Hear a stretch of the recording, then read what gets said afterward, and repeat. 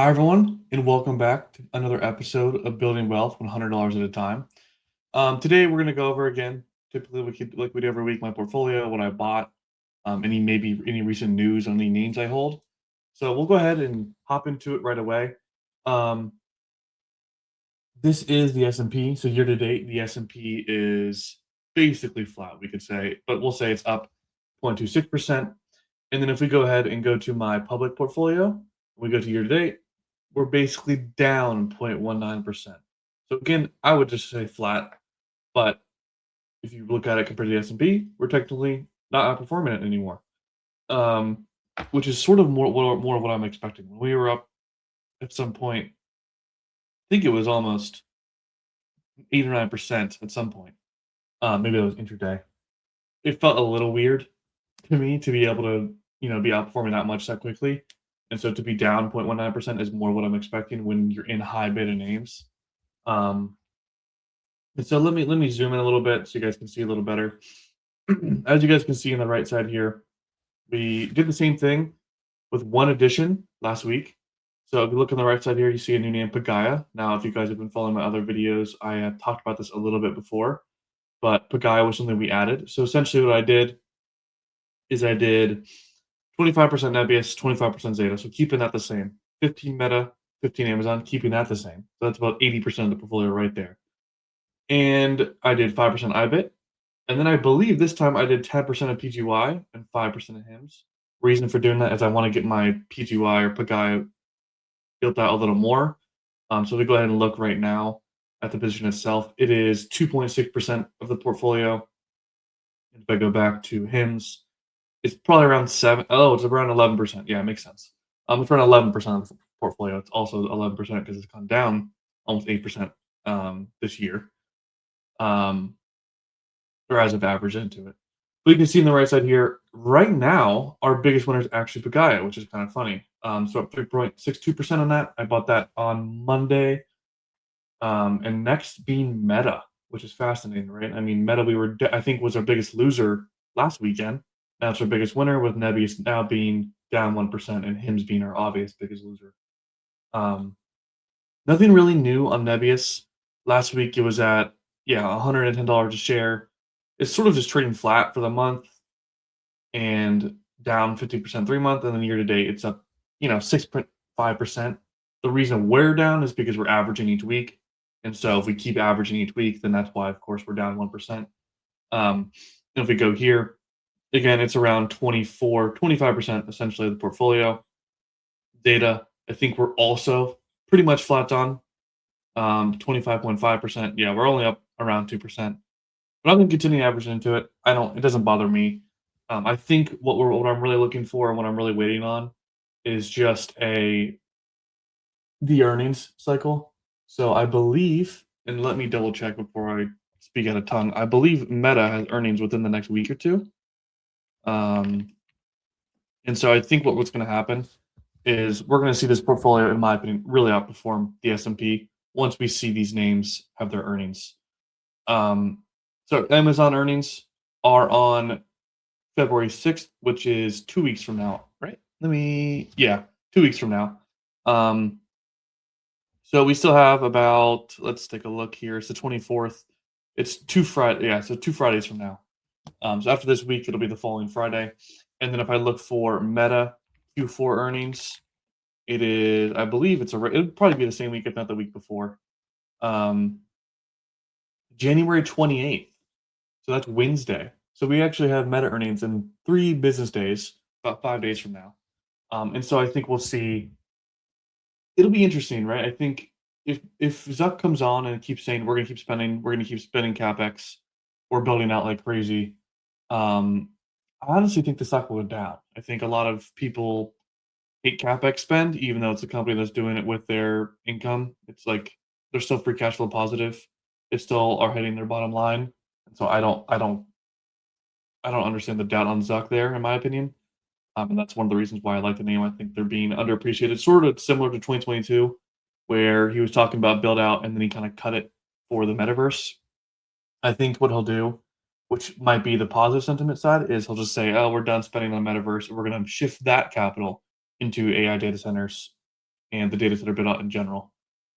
And I think if that's sort of the sentiment he comes on with is we're cutting the metaverse crap and we're going to data centers, AI, blah, blah, blah. I think that's where you'll see probably an uptick. I also just think they're going to be in crush earnings like they always do, similar with Amazon. I think we're in a state where Amazon needs to kind of come in and crush their earnings. And so, because if we look at the chart, if we look here on the chart, um, I mean, Amazon is basically it's literally flat for the past year, which is one of the reasons I like the stock because it's just so underappreciated. If you look in the 5 year, it's only up 50%. And when I say only, I mean the S&P. If we take a look, if I had to guess, it's up like 90, yeah, 81%. So the S&P is almost doubling Amazon, which is crazy. But again, I think Amazon and Meta will have great earnings. Now, for the big earnings for me is obviously Nebius and Zeta. Now, Nebius and Zeta, I think, are at the end of February, so we have a few more weeks, and I'll talk about the earnings probably a little more in depth when we get closer. But that, I believe, will be the turning point for those companies in terms of stock price sentiment. So, like I've said before, Nebius is in sort of a position of prove it. And so, if they come in, they meet their ARR guidance of 900 to 1.1 billion dollars this year, and they come in around 1 billion, whatever, somewhere in that range. I think they proved it once. Then they're gonna have to come in next quarter, prove it again, next quarter, prove it again, until we see that ARR guide of I think it was 7 to 9 billion for 2026. Um, and so there is a chance that the stock is flat for a year, and then in my opinion, it would double up in like a month just based off prove it sentiment, right? But yeah, I think when they come in next quarter and they crush their earnings, because I know they will, because last quarter they literally said we sold out, and so they're going to sell out at with higher margin probably as much as they can because there's so much demand they can kind of just sell what they want. Um, but yeah, I'm gonna pull up their earnings guide because I'm not entirely sure exactly what the analysts are guiding for revenue. But let me go ahead and pull that up. So as we can see here, if we look at revenue, let's go more recent and go to June. Let's go to quarterly. So they think in Q4 they're going to do 246 million in revenue. And again, if they come in and they do 246, 250, if they do 270, something great, they come in, they beat it basically. Last quarter they did 100 and it's interesting that Q3 isn't here. That's weird. That's really weird actually. I don't know why that's happening. Um, I think they did 150 something million last quarter if I remember right. So they come in, they do 246, which would be like what 70% growth quarter over quarter. And then year over year, if you look at Q4 to now, that's like 600% growth, 500% growth, something insane. If they continue that over and over, they guide next quarter for maybe near 500 million. They guide full year. You get to kind of get the point, right? As long as they keep improving the numbers, keep improving, um, it'll be nuts. I mean, we look at Q4 for next year, and they're guiding for, or the analysts are guiding for $1.3 billion in revenue versus the 246 that we're going to see in about 6 weeks, 4 weeks. That is insane. That is a 6x or 500% growth. So again, like I've stated 100,000 times, it's a prove it mode for Nebius. I think they've guided crazy. A little bit of the price action shows that, like, okay, well, we think you're going to guide there, but also we kind of need to see it, right? And so that's why I don't think they're getting, in my opinion, I don't even think their valuation is that insane. They're valued at 25 billion. Um, and so again, we need them to prove it. Now, for if we look at, let's go to Zeta. So again, like I said, Nebius in improvement mode, but Zeta is another one where they need to see profitability. So if we're looking for, let's narrow this down so we actually get a good idea. So for Q4, they're guiding for 379 million in revenue. I think they'll beat that. We've seen 17 consecutive quarters of beat and raises, and so again, they're going to come in. They're going to hit probably 390 if I had to guess because they typically beat by 5%. And the real important metric, which I will pull up, is net income, right? So I think next quarter, we're going to see them being GAAP profitable. So if we look here on a GAAP basis or on a net income, they only lost 3.5 million in revenue last quarter or income last quarter. And so if I was the founder, if I was David, if I was running this company, there is 0% chance I do not want to hit GAAP profitability this quarter. The sentiment is going in the right direction. They've done fireside chats. They've been to CES. They had a good interview with Dan Ives. Dan Ives he hasn't initiated coverage yet, but I think he will in the next couple of weeks. We also have Zeta Live has been now playing for October 8th. They went on and they rang the bell for the New York Stock Exchange on yesterday. And so I think the sentiment is there. They're seeing a lot of traction from retail, a lot of traction in general. And so as the leader of the company, I would never want to miss Gap this quarter. And so I think it's going to happen. Um, and so I'm betting on that as well. That's what's going to take us to me to 25 plus, in my opinion. And so that's when I think we'll see basically by the end of February. That's when I think we'll see some outperformance in this public portfolio. Um, Now again, Hims, this is an interesting one. Again, it's down. I mean, God, it was down another 3% yesterday because why not? But if we look 3 months, down 40%, essentially on, in my opinion, kind of nothing. I mean, they had their earnings and they did okay. And so I don't, it's just trading on really, really bad sentiment.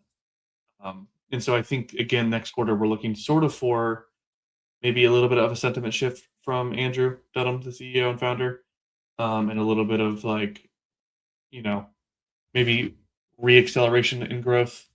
I think where we're going to see again more downside is if he comes out and says, "Oh, we're still transitioning. 2026 now is the transition year," and you kind of can see that continue to see that rhetoric of like, "Oh, we're still transitioning. Growth is going to be slow. Don't expect high growth." Then it's going to continue to sell off. And personally, I may trim there. I might sell it out. I need to kind of see where it heads. I would like to see gross margins stay consistent, meaning competition isn't eating into their margins. I would like to see SGA costs, or marketing costs, be flatlining or declining in terms of percentage of revenue. So operational leverage is going there. I'd like to see an increase in members, obviously, which I think they will. So there's a few things I'm looking for, and if I don't see them, I probably will sell. If I'm being totally honest. But right now, like I said, they're in a hold position. Not a hinge, but they're in a hold position moving forward. Again, I bet this is just a Bitcoin ETF. There's no really like crazy thesis here. It's just, do I believe in Bitcoin or not? Buy it. Really, I mean that's really what it is. I think Bitcoin as an asset's here to stay, and so I want to make it around 5% of the portfolio. Now the new one. Let's talk about that. So Pagaya Technologies, I bought them on Monday. I talked about them a little bit on my video, I believe on Monday or Tuesday as well.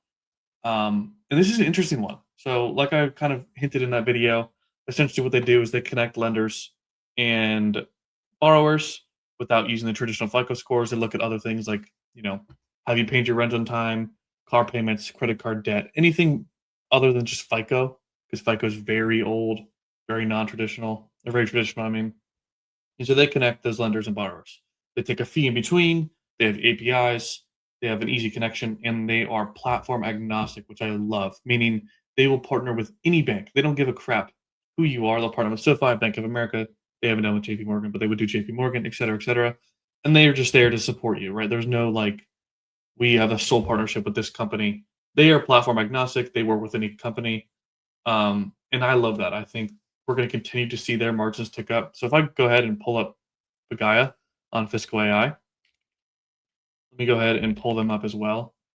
Again, like I said, this company's super interesting. I still want to do some more DD on the name itself because I think I don't fully understand them yet, and I don't understand, asset-backed securitizations and how the loan system works in general. And so I need to learn that a little bit more before I really love this company. But so far, what I'm loving it.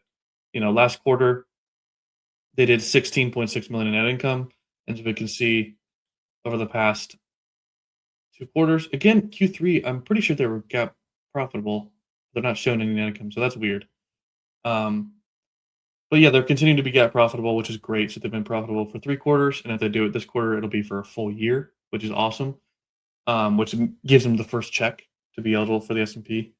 I think their market cap is 1.75 billion. So they get a while until they're actually eligible in terms of size of the company. But I just think being profitable is just takes some risk off, right? Especially in a company that deals with loans, um, in that sector. Another thing I think to call it for Pagaya is, I'm not a economic expert, but we are seeing sort of some deflationary things And so if interest rates do get cut a crap load, that is super beneficial to Pagaya as they're in the financial sector. And so I think that's just another tailwind that they'll have moving forward. Um, and then we also see, if I think it is their fee less. Yeah, there we go. FRLPC. So fee less revenue, less production costs. Total fee revenue, less production costs. Say that 10 times fast. I can't. We can see that continuing to tick up. And so this is where another tailwind, in my opinion, right? And if we go to, I think there are total fee revenue obviously makes up, I think it's like 90%, 85%. I mean, we can see last quarter their fee revenue was around 318 million, and they did 350 million in total. Um, and so that's what, only 32 million that isn't fee revenue. So about 90% of the revenue is fee revenue. Um, but yeah, I mean, they keep customers also within the UI. So again, the reason I like that they're platform agnostic is they don't take you away from the platform. It's not like Upstart, where Upstart has their own loan on the books. What they Pagaya does is connect you, but you're still within the SoFi app. You're still within the Bank of America app. And so Bank of America benefits highly from that because it keeps you on their platform. And so they'll never want to get rid of Pagaya because Pagaya allows the customer to stay on that platform and keep that relationship. And so to me, that fee revenue we're just going to see slowly tick up as their moat increases, as their moat increases. And so to me, it's just like similar to a Visa and Mastercard. I don't want to put them on the same moat scale because they're not there yet. But similar to where like platform agnostic, they're just always going to be around. Like everyone partners with Visa and Mastercard. They take a fee. That's all they need. But as you can see over the past, gosh, like I think it's, I mean, decades at this point of just consistent beats, consistent beats, consistent beats. Um, and so let me go ahead and share this screen as well. We can see here, and this is Visa, as we see over the past essentially 10 years, from 3 billion to guiding, up to upwards of almost 12 billion in revenue. If we look at net income, they essentially have 50% profit margins, if I can tell here. Let's actually look at their profit margin, net profit margin percentage. Yeah, so basically, if we look, it's around 50%, 45 to 50%. Now, I don't think we'll see Pagaya get to that high of a profit margin, but I think we'll see a similar growth for the company. And so if we look at the stock price of Visa in these 10 years, you can see it's just, down from $72 a share all the way up to 400, nearly 400, $350 a share. So, about a 4 or 5x in 10 years. And I think we'll see something similar with Pagaya. Um, the only difference, though, is Pagaya is an early stage growth, so they're growing 35%. They are a $1.75 billion market cap, like I said, and they're going to be doing, I believe this year, if we look at the trailing 12 month, let me go ahead and pull up Pagaya one more time. If we look at the trailing 12 month on Pagaya, let me get rid of the stock price because that's annoying.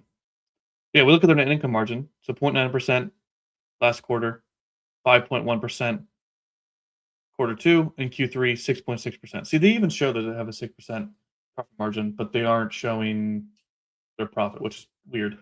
But you can see they're going to be slowly ticking up, and this is probably going to go up to 7% next quarter, and then 8%, and then 9%, and then 10%. It's going to slowly tick up, right? And that's where the stock price comes in as well. But if we look at total revenues on a last 12 months, let's do, I believe it's, yeah, let's do the last 4 quarters. So as of last quarter, they're doing $1.2 billion in revenue, and they are a $1.75 billion company in terms of market cap. So they're basically doing the revenue and market cap, or close to it.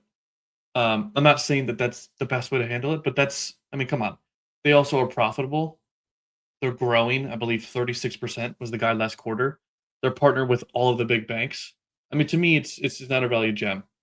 And so that's why I like the name. That's why I'm going to continue to keep buying the name. But I need to learn the industry a little better before I'm super confident in making it a larger than 5% position. Um, but yeah, that's the portfolio. Appreciate you guys watching. Again, now we're underperforming the S&P, classic high beta growth portfolio.